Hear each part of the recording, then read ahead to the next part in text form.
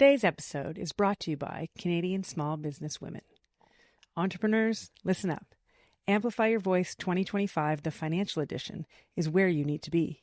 Brought to you by Canadian Small Business Women, a place for entrepreneurs to find the resources to take their business to the next stage. You'll learn from incredible keynote speakers and leave feeling more confident about your financial future. From getting clarity on building your stock portfolio to real estate investment, this event will be the perfect place to get the tools to level up your finances. And the perks? They're good. Every guest gets a free professional headshot, a swag bag, and lunch. And most importantly, endless connections with like-minded entrepreneurs. This event isn't just for women. It's for everyone. Get your tickets today. The link is in the show notes. Find a way earlier in your life to not care what people think. It really took me turning 50 and, obviously that's a bit of cliche, but it's also just a natural journey as you age that you're going to think differently about your life. But if there's a way to incorporate that sooner in your life to really continue to collaborate, continue to get advice from people, but also once you've done that, to trust your own instincts and just try not to question yourself because your instincts are good. What makes a good first impression? Can the right packaging, a perfectly folded, beautifully designed box, transform a simple donut into something special? Can the feel of a burger wrapper or the weight of a coffee cup in your hand shape not just the way we experience food, but the way we remember it? Is a box that important? It turns out the answer is yes. Welcome to Voices of Leadership, my podcast that tells the stories of women who are redefining success and thriving on the edge of change.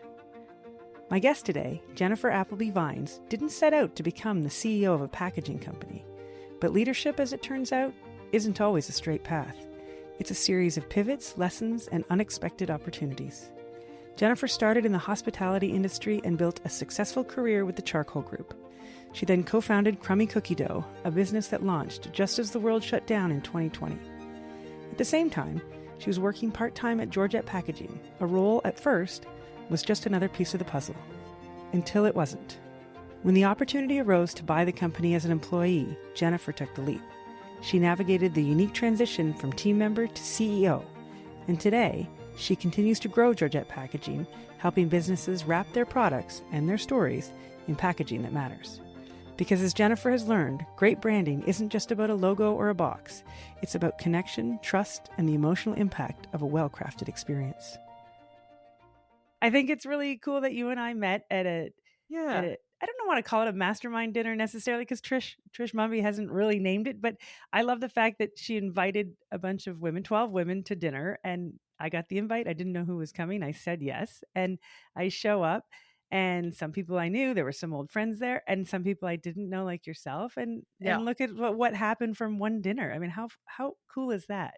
I know. I literally can't wait for it again. I think I felt the same. I was like, why is she keeping this all secret? But it was quite cool that she did that, right? Because you don't prejudge. You just come in with, oh no, this is going to be really cool because you have no idea who's going to be there. And same thing, there's definitely people I knew, but lots of people I didn't. And just I love that it was a mix of women at different levels of just literally launching businesses, and to women who've launched 30 businesses, right? And exactly. And they're like, I might do another one tomorrow, but I'm not sure. Yeah. I actually messaged Trisha at some point and I said, we got some awesome advice when I emailed everybody about bookkeeping and accounting and stuff. Mm-hmm. Got some awesome recommendations, even just stuff like that, to be able to reach out to a group of women like that, I think is so invaluable. Well, it's always great to have resources outside of your normal network and it sounds boring, bookkeeping, but it's so important. And it's the little things we often need help with. I mean, we're all either starting businesses, running them, selling them.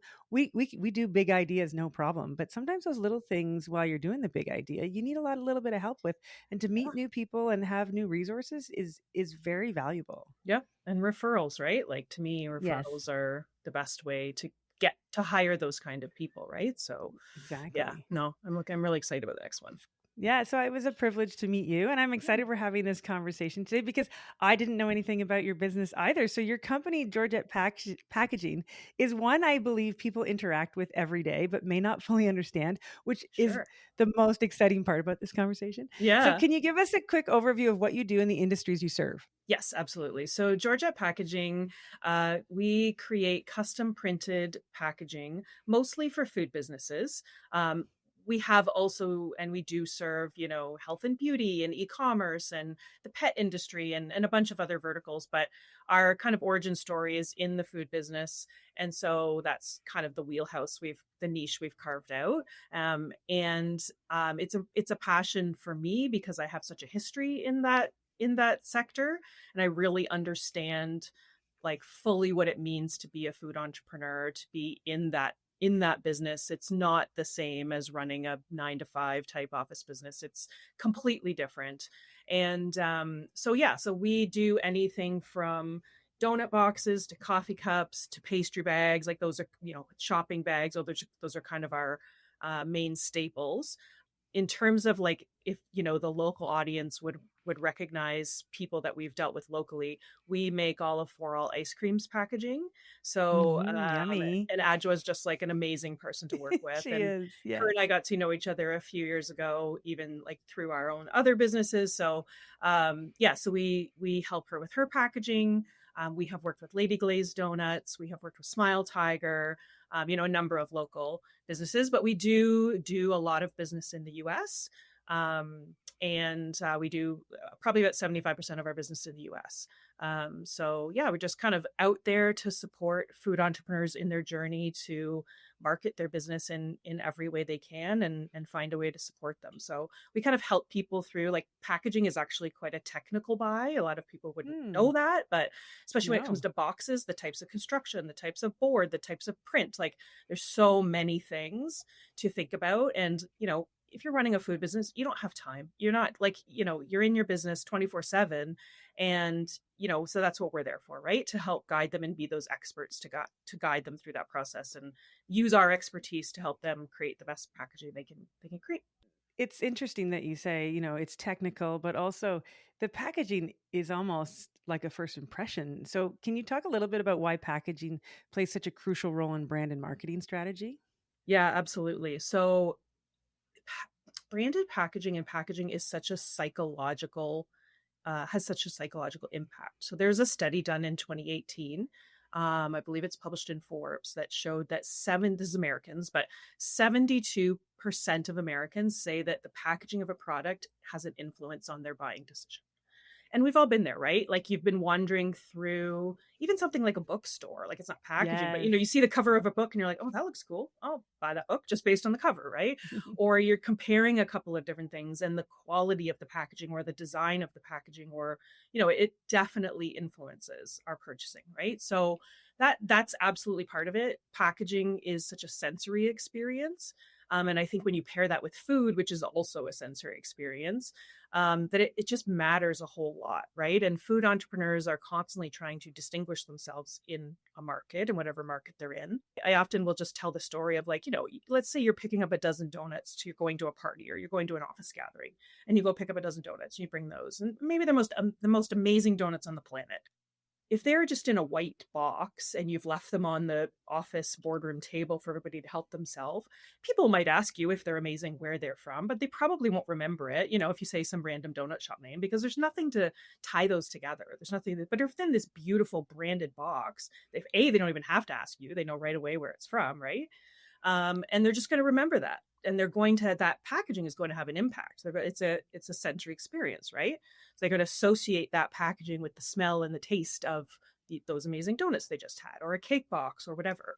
Or even just like, I think of it as a walking billboard, right? Like, one of our clients is Rosie's Burgers, which is an up and coming burger place. They've got 3 locations in Toronto currently. They're signing franchise deals all over the country, and we've been doing their packaging. And I went and picked up a burger, fries, and whatever at their place over Christmas, and I got my handle bag that we made for them, and it said Rosie's Burger. And I'm like walking down the street, and I'm like, I'm feeling good because, like, I'm promoting them, right? I'm feeling like as I walk down the street, people are like, oh, like, people are noticing it, right? It's a walking billboard.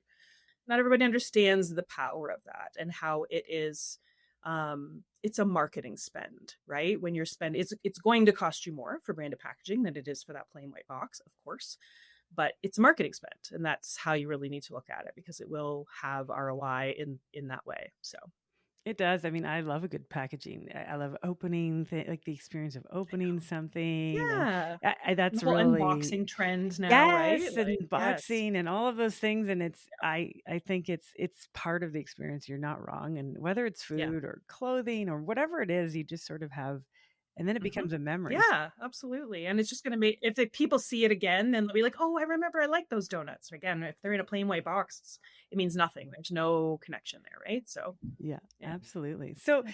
let's talk a little bit about you for a minute. Your Yeah. career journey is Yeah, fascinating. So thanks. I think, everybody can look it up, and you started in food, but really what I'd love to learn is what sort of skills and lessons did you learn from your time at the charcoal that's helped you shape the way you lead Georgette Packaging today? So yeah, I worked at the Charcoal Group for about 14 years. I had worked in hospitality and restaurants prior to that, just as like a, waitressing to put myself through school, that kind of stuff. Swore I'd never do it once I was done, once I put myself through university. And then I had my kids, and and I didn't want to go back to it once I had two. I didn't want to go back to like a 9 to 5 job that would have me bringing home work, right, when they were little. So I went back to serving, but started at Charcoal Steakhouse. And really quickly, right away, I knew it was a different experience than other hospitality groups I'd worked at. I served, and then I worked my way up through private dining. I started the catering department at Wildcraft. I ran Wildcraft as a general manager before I left. And what I figured out pretty quickly, and just never saw this dip in terms of their approach, was they believe in doing the right thing. What I mean by that is it the right thing by the customer, or the guest, as they're called? And that doing the right thing will never be the wrong thing. And I've really taken that through my journey in my career, and I've always been that kind of person, but you get into other companies and they don't always work that way, and you can't always be the person standing up, but especially to leadership and calling them out. But when leadership is working that way, it's really empowering. They're very good at empowering their frontline employees to do the right thing. Just a part-time server working 10 hours a week can approach any manager and be like, I'm serving this table, and they're celebrating this today, and I really want to do something special for them. And the managers are like, yeah, let's do it. Like it's not a top down in that way. It is about hospitality, and they believe that if you take care of your customers, your business will be taken care of. One of the hardest lessons for me was coming from a business where, if somebody wasn't having a great experience, say at Wildcraft, for whatever reason their steak wasn't cooked the way they wanted it to be cooked, or what have you, I could spend $100 and take care of everything and make their night, and and win their win their business back. It's a little different now when somebody's spending $20,000. Yes. I can't like wave a magic wand and make that go away. So that's been really, that was quite a learning lesson for me. But I still believe, so it's a bit more of a partnership approach now, but I still believe that if you do the right thing by the client, and they can feel that, and they know that you are putting their best interest first, that will pay dividends. I just had a meeting yesterday with a long-term client of ours. We were talking about, they have 3 donut box sizes. They carry a 2 box, a 6 box, and a 12 box for like a dozen donuts or whatever. And we had a big long conversation about, is the 2 box like worth it? Mm. Because the cost of that box and the sales you get for 2 donuts, it doesn't really pan out necessarily. And and so maybe that's not worth it. And then I think I actually talked them into like dropping the 12 box and just giving people 2 6 boxes when they want a dozen donuts. Because and in that, in those situations, I'm actually kind of talking myself out of Yeah, sales. yes. Like I could continue to sell them 3 donut box sizes, and and make more sales, but that's not what's best for them. Like I truly don't believe it is. And so I think ultimately they know that. I could tell that they were like, oh, that's such a great idea, like let's talk about that and think about it. And they appreciated it. They appreciated that I was thinking about their business. And you can only hope that that means that they will continue to trust the relationship and continue to return. Well, that's great. It's a great learning. I mean, building relationships is really the key. And what I find fascinating about what you just talked about is that it's applicable to various industries and various businesses. And really, if you can understand the value of a relationship, you probably can be successful wherever you like. So, the other interesting part of your career, which I'm fascinated by, is that you bought Georgette while you were an employee. So, that's not always an option, and it's not always a successful transition, and it's quite rare, actually, I think. So what made you to decide to buy the company, and what was the transition like? Okay. So, yeah, the situation was that I had, at the time, I was working at Georgette part time. I had left Charcoal Group, started there full time, and then ended up going to part time because I started my own food business, the Crumby Cookie Dough. And the owner of Georgette, Sarah Landstreet, was incredibly supportive of me in that, and because she was an multi entrepreneur, and was fully supportive of that, so allowed me to go down to part time and all of that Mhm. kind of thing. And I decided, my business partner and I decided to sell Crummy Cookie Dough after the pandemic and whatever. And Sarah was sort of mentoring me through that process because she had been through it. And then she approached me, knowing I was selling that, approached me with this idea and was like, "Well, so just I'm trying to exit, and by the way, and I was like, "Oh, interesting." And I think a few things. I always have known that I'm a leader. That's not new. Like, I was the bossy kid, the bossy girl. We don't call them bossy anymore, thank God. But We yeah, try not to use no, that word because, you were strong and, you had good I always insight. had leadership qualities. Yes. That's right, Um, exactly. and I always knew I had it in me to be an entrepreneur. I think I just lacked confidence, or thought I didn't have ideas, or, whatever. Just kind of, it took me kind of a while to get to the point where I could do it, because I didn't really know what I was going to do when we decided to sell Crummy Cookie Dough. I really had no idea. I was like, "Oh, I guess I'm trying to figure out where I fit in my career now." Like, I just didn't know. But when she approached me with that, I was like, okay, this is a real opportunity to continue to be that leader, to continue to be an entrepreneur, be in charge of my own destiny with a company that is already built to some extent. I also knew the business intimately, right? I had been working there for, I think, 4 years at that point. And yeah, I thought this is an incredible opportunity. The transition was interesting. So Sarah was on her way to try and apply for medical school. So that was part of why she was leaving. So we sort of contracted her for 6 months to, like, transition, because there was two of us at the time. And so she was around for that period of time, just to kind of, like, download knowledge, was the intention, right? It got bumpy. I'm not going to lie. Sarah and I have come out of it, and we are, in touch still regularly. She's a good mentor to me because she obviously knows the company well, and wants nothing but for it to succeed. But that transition was bumpy. It was, there was power struggles.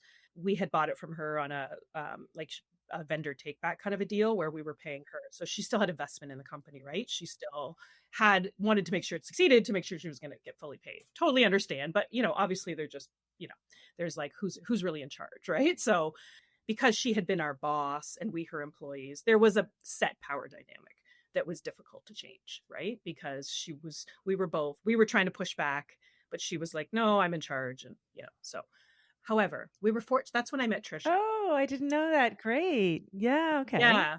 So Trisha Mumby reached, like, it was just kind of like fate, in the sense of, like, she reached out to us just to see if she could support the company at all, like, sort of just as we were having the conversations about buying from Sarah.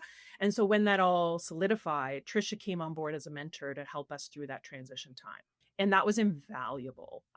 Because she had just been through it not long ago with her own business, with Maple Mhm. Stables, right? And it was a little bit different, but lots of similarities. And so Yeah.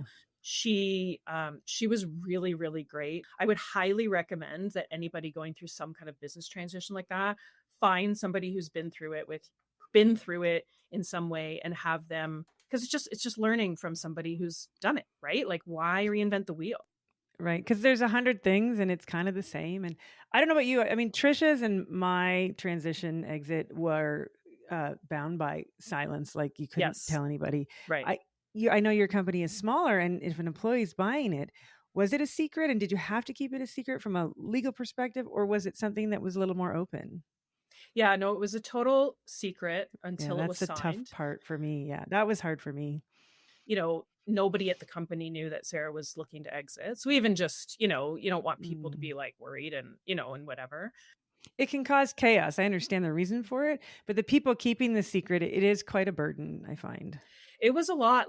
So I still had, like, we hadn't finished selling Crumby Cookie Dough. Like, there was sort of the two things overlapped, and I couldn't even tell my business partner. I got permission from Sarah and the other employee at that time to tell her the day before we did a sort of formal announcement to the team as part of like a town hall meeting. We chose to keep it on the down low to avoid chaos and to deliver the message in the way we want it delivered, which was like, this is a positive thing. This is an exciting thing. That it went off like that. And I think it really helped keeping that secret. But it was hard for sure. Yeah, it was definitely hard. And then Sarah was gone after 6 months, and then it was just us. And then my business partner decided to leave, and now it's just me. So you almost had successive transitions, which is also a whole nother thing, right? Planned, unplanned. You kind of experienced all of it in a very short period of time. It was at least a relief to like put all that behind me and just be like, okay, now I just have to think about nothing but the business. And I'm really just enjoying like being the only one to make decisions right now, and not having to consult with other people all the time. Like, it's kind of nice. I think that's great. And I think it's great that you can say that. I think that's important for sure, because, it's, you've had lots of different leadership scenarios, and now you have one that you were looking forward to sort of tackling, which is great. I think too, leading as a woman in business often means navigating challenges differently. And you've obviously seen a variety of challenges. So how have sort of collaboration and diversity played a role in your leadership style? So collaboration and diversity are huge assets to me in terms of leadership. Like, if you can embrace those as a leader, it's going to make your life easier. It's going to make your business better. So I've always been very collaborative anyway, just regardless. I firmly believe that no one person knows everything. Like, it's just not possible in this world more than ever. I've been proven wrong lots of times. I'll have an idea of how to approach something or whatever, and then somebody will come at me with something else, a different perspective. I'm like, okay, you know what? I didn't think about that. So, having the humility, I think, to understand that other people have important perspectives. And ultimately, the buck stops with me, and I make the decision at the end of the day. But I am very much somebody who's just always believed in getting advice. And that is something I've learned even more and more, being in this kind of position, the challenges, the transitions I've been through. I will say, like, although I've always been collaborative, I did have a tendency to make very quick decisions. And I've learned to slow down and collaborate on lots of things that maybe, I wouldn't have in the past. And then, like, for diversity, I just think it's so, so important. There's so many examples of, like, if you have a homogenous group at the table making a decision, you're missing out, and you could make mistakes, and you could alienate people and not even realize it. Right. So, when I joined Georgette, we were very, like, in terms of social media, we have a physical product. It's a very aesthetic product, and we like to post about it. And, that's been a huge contributor on it. Like, our Instagram has been a huge contributor to our sales and leads, and it still is. But we would really focus on Christian holidays. So we would post at Christmas time, somebody's beautiful Christmas packaging. We would post at Easter time, somebody's beautiful Easter packaging, et cetera, et cetera. And there was never, never, never any posting about other holidays, right? And I remember identifying that even as an employee and being like, hey, like, can we crowdfund this somehow? And I couldn't tell you, what that appropriate post would be, but can we talk about how to fix this? Well, it's how you grew up. I mean, you talk about, I don't know what that post might look like. You would never say that at Christmas. It involves a Christmas tree and a presents under it. Like, you don't have to ask anybody, because that's your lived experience. So the fact that you're asking what other people's lived experiences and how does that affect your business and your marketing it's a great example of diversity, I think. I just think about those kind of examples in terms of diversity and how important it is, and how important to decision making, and also important to just the business and getting different types of clients, right? It's huge. It's huge.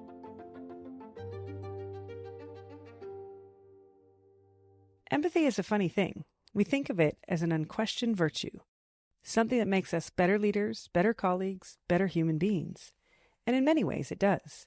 It helps build culture, foster connection, and create businesses that people actually want to be a part of.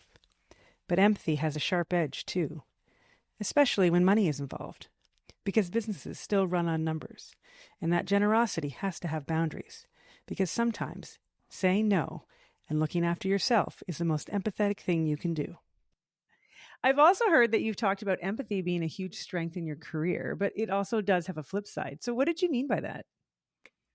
I've always been a very empathetic person and a very gray thinker. I am never like, I can't think of a time when I'm just like, this is the right answer and that's it.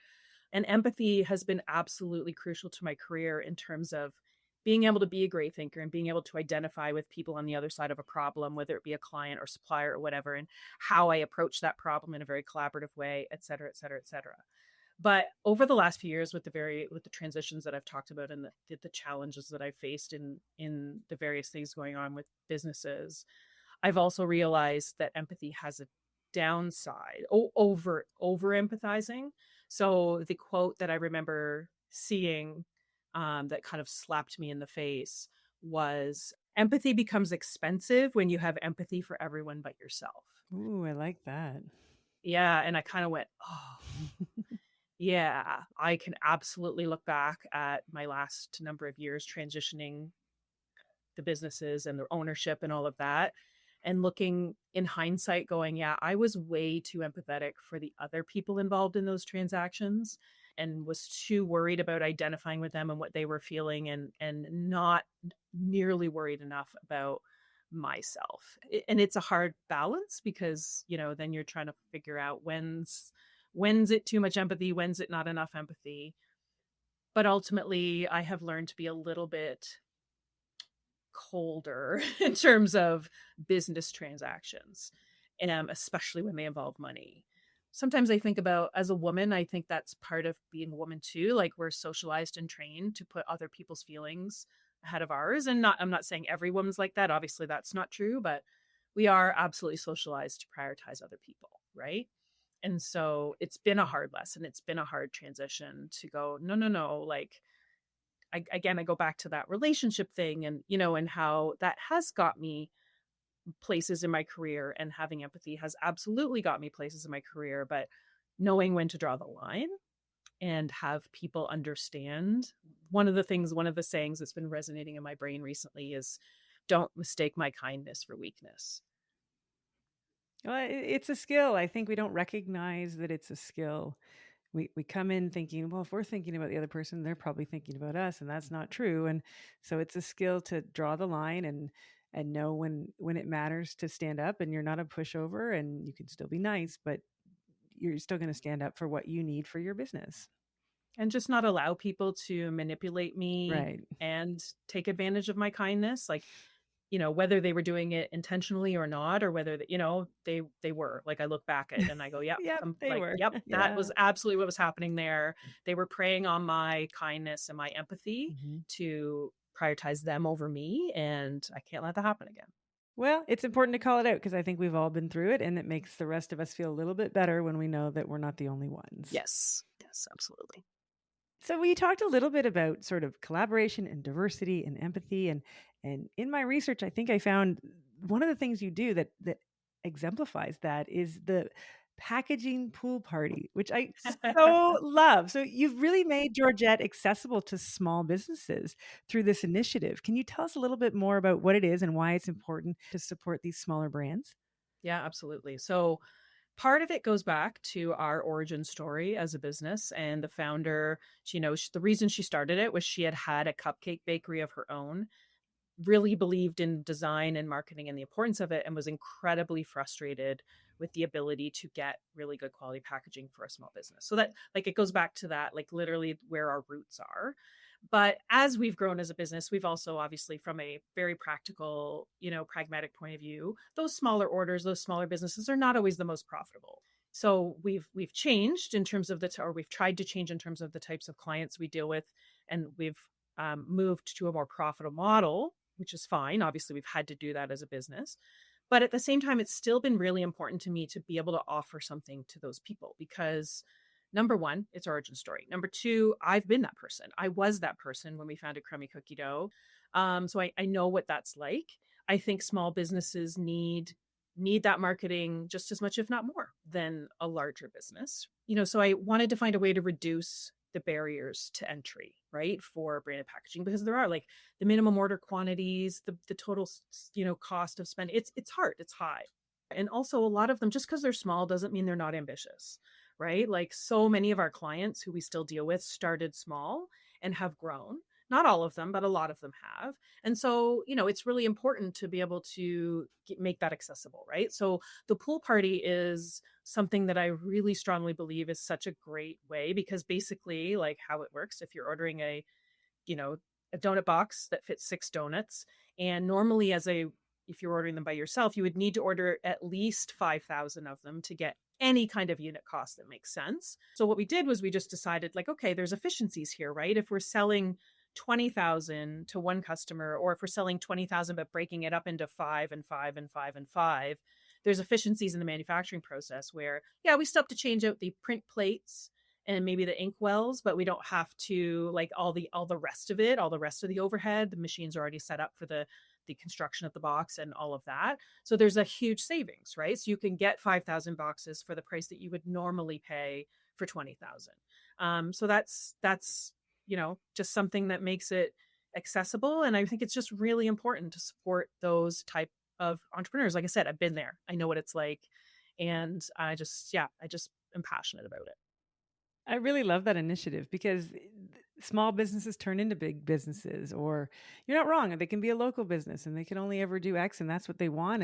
Or they're at their success and they're loving what they're doing, and you can help them be more cost effective and then stay in business and be a vibrant part of the community. I think it's such a cool initiative. I really do. I wish I had packaging, because I would participate for sure. It makes me want to package something. Awesome.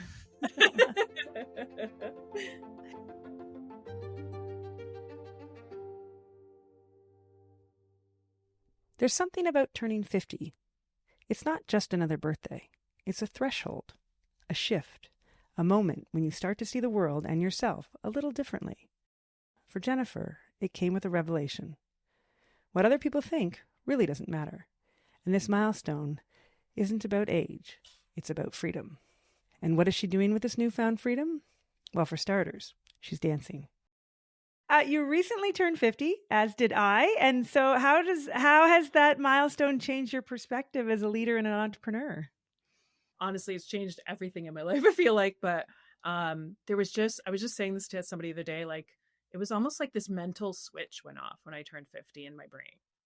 Like literally, I was literally like, fuck it. Like I'm going to do what I want to do, and I don't care what anybody thinks, right? It literally was just this paradigm shift, right? And I do think and it comes down to like midlife, and you can call it a midlife crisis, you can call it whatever. It's like, you know what, I only have so many years left on this planet. I spent way too many of them caring what other people think. So I mean, for me, it started off with things like I made a TikTok account and I started doing TikTok dances on TikTok and like getting, good for you.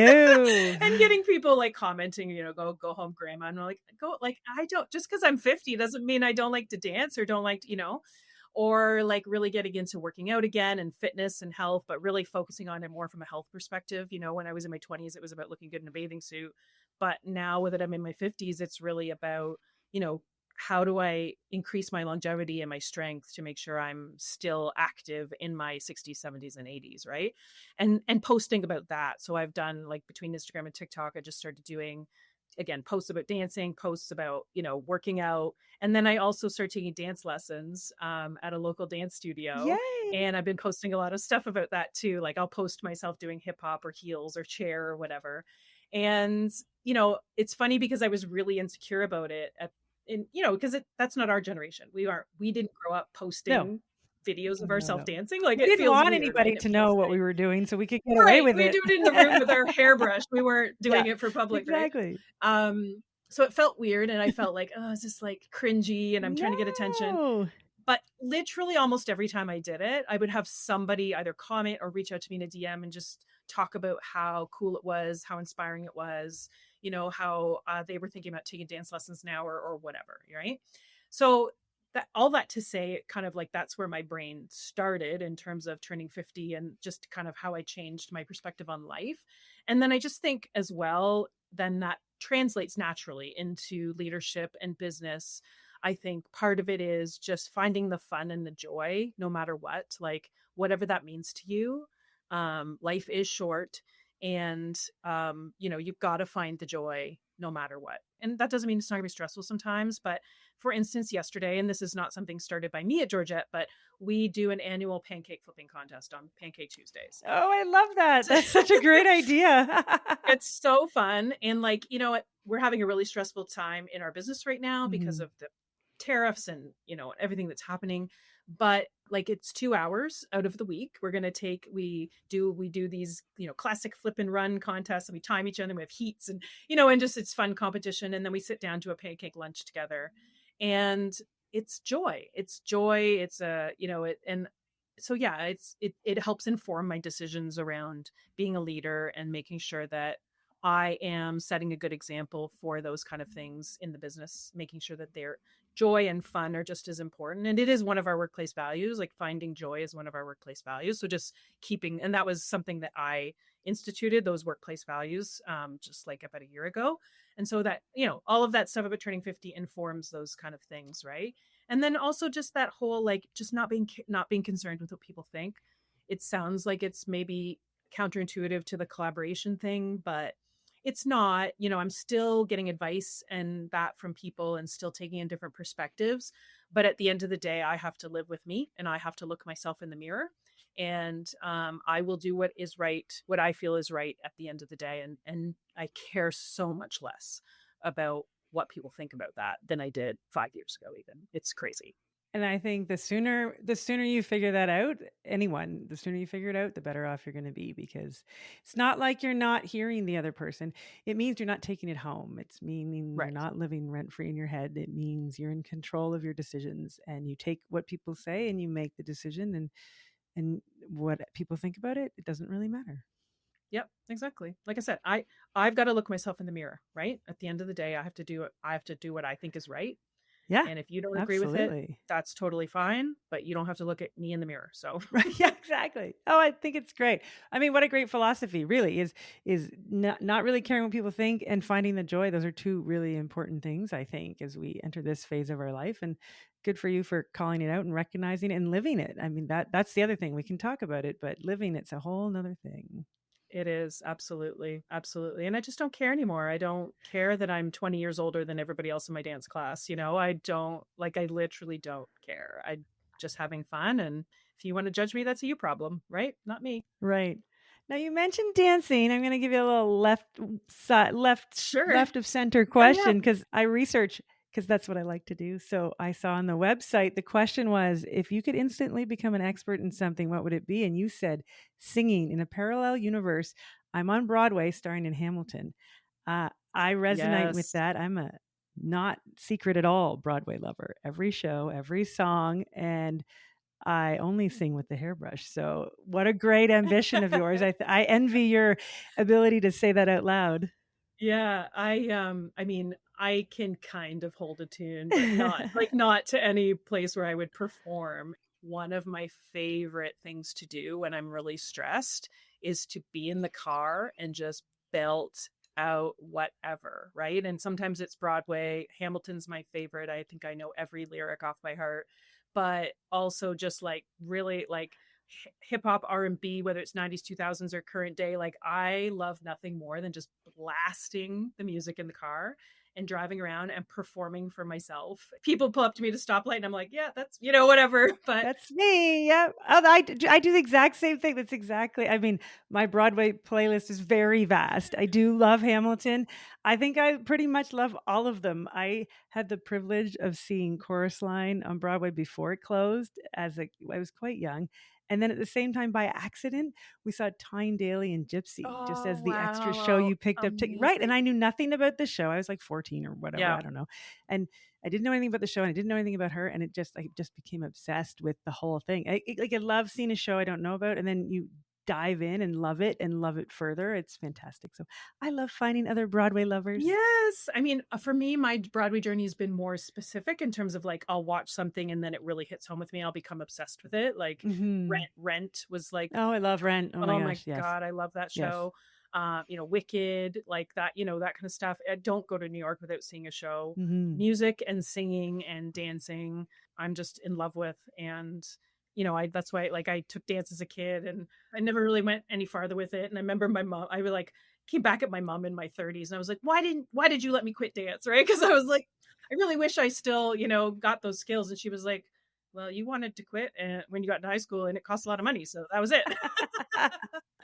I was just gonna say that's when I stopped, and that's when a lot of that stuff happens. And we're trying to prevent that now in sport and dance and all the other things, so that girls don't drop out of those things because there's such a benefit. But yeah, I was the exact same. So yeah, I'm just trying to change. I'm never going to be on Broadway, but I just try and like I did a video the other day for my dance studio. They're been interviewing different dancers that come to the studio about why they dance and stuff. And one of the questions was, "What are you most proud of with regards to your dance journey?" And I was like, honestly, like getting back on stage after 35 years. Like I hadn't been on stage since I was an early teenager, and then literally when I turned 50, I got on stage at an outdoor festival in Kitchener and did this heels dance routine. And I was like so nerve, right? 35 years it had been. But I just did it. And I don't regret it. It was awesome. Good for you. Good for you. I think that's fantastic. I mean, you've given us all kinds of great advice and all kinds of great stories that you've shared. But before I let you go, I want to ask, what advice do you have for the next generation of women leaders?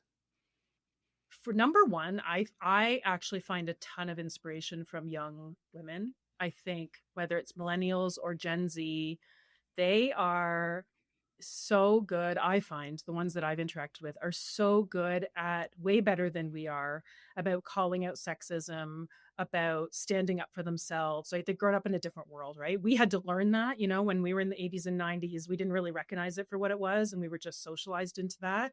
And there's still lots to be changed and done. But I find that women in their 20s and 30s are really, really good at that. And I really am inspired by it. So I would just say, like, continue to do that, right? It's so important. And you're just setting the table for the generations coming up behind you.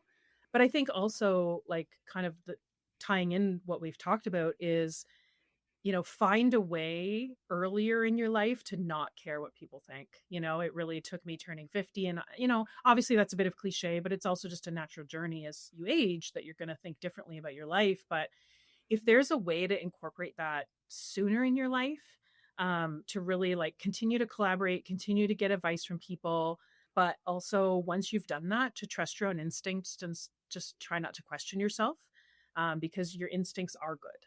You can care what they have to say. You can care enough to get their advice from people you respect. But ultimately, it doesn't matter what they think. You got to look yourself in the mirror. And if there's a way to do that when you're 25 or 30, find it because it's going to change your life.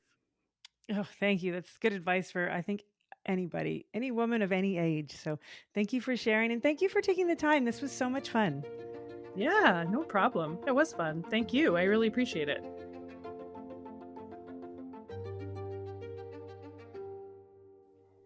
Voices of Leadership is part of the Bespoke Productions Hub network of independent podcasters.